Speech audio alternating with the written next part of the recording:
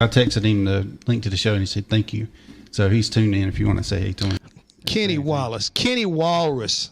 Wallace. Dude, you got work to do this weekend. Now, you and John Roberts, y'all don't mess this deal up. He's been up there doing a lot of stuff for Bristol, let everybody know about the the trackside show that he's going to be doing there, or should I say the what do they call it? The Racing Revival? I think that sounds right. Something about revival, I think. So, but they'll do great. And Kenny, just be ready. I'm gonna be probably coming by, standing out in the crowd, hollering at you and Jr. That's cool. So it'll be fun this weekend. Kenny's been doing a lot of stuff on his YouTube channel too, so he's really amped that up, and it's doing really good. And I love Instagram. Yeah. No, you're good. I was just gonna say I love watching Kenny Wallace's stuff. I mean, he's always when Kenny Wallace is speaking, usually it's worth listening to him. He's always got something good to say. He's a character. So but you know what you do when you get on there watching him? What's You're that? waiting to see, is it a joke? Or is he being the professor? You know, and that's what I love about it. You don't know which one you're going to get.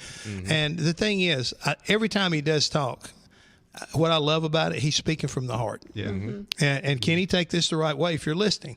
Sometimes he forgets to combine the heart with the brain, though. You know, when he combines the two, it's really good. But sometimes he just speaks from the heart and forgets to engage the brain. But that's what makes him original. Depends on how much coffee he's had, too. You know? I'm going to tell you right now, I can't believe he ain't got a coffee sponsorship. Yeah. For sure, Black Rifle Coffee. Oh yeah, I mean, there you go. whoever wants to do it, I'm sure he'd be glad to take their money. Yes. Oh yeah. Yes. Give us your best Kenny Wallace or Sterling Marlin story. that you can tell, right? Yeah.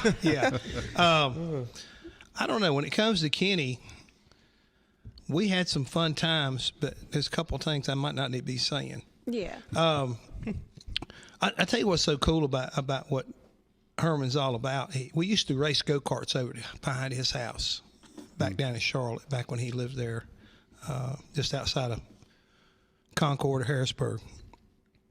And you talk about some crazy, wild moments.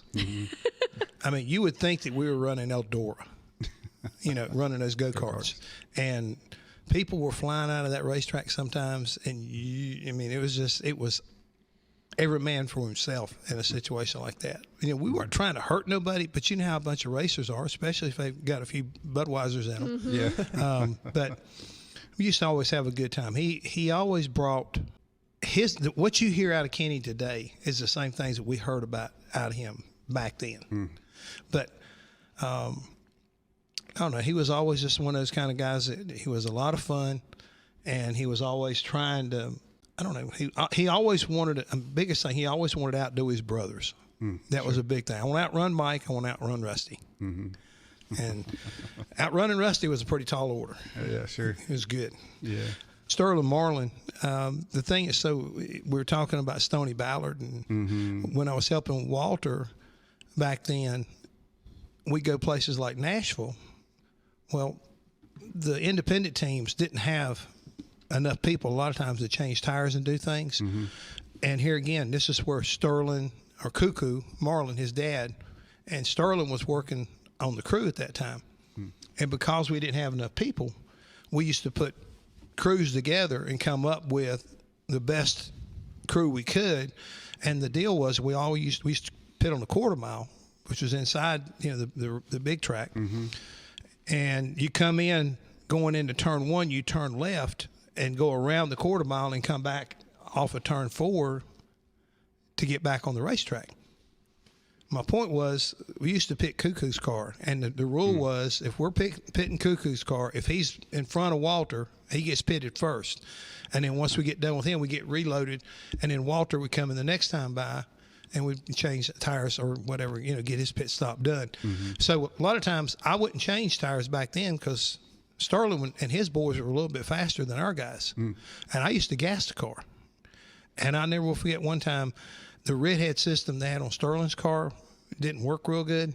I got gassed. I mean, I was miserable because we didn't have gas aprons or anything like that. Oh, it burnt me up. Yeah. So, but no, Sterling is another one of those guys that wild and woolly.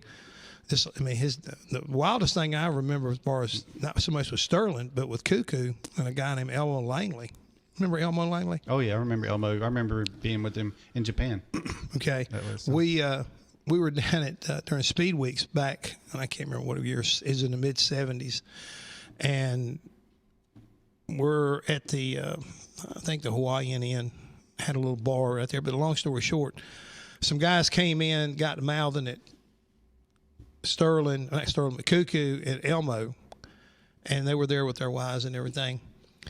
Well, a fight broke out. Oh, imagine that with Coo Coo involved. And I thought I was looking at John Wayne and Kirk Douglas because they were back to back, and they were laying people on the floor. Oh my gosh! I mean, that's awesome. You talk about a brawl. Yeah. And me and my buddy Eddie Jones, we're sitting over in the corner and we're thinking, should we get involved in this thing? I don't think so. They might get our heads busted by Sterling and Coo Coo or somebody because they don't realize we're trying to help them. So it was something to behold to a certain degree. These old guys, I mean, tell you right now, they were rocking and socking. Monday evening at 7 o'clock to Racing Roots with Hamm. Thanks for watching, and we'll see you on the next episode.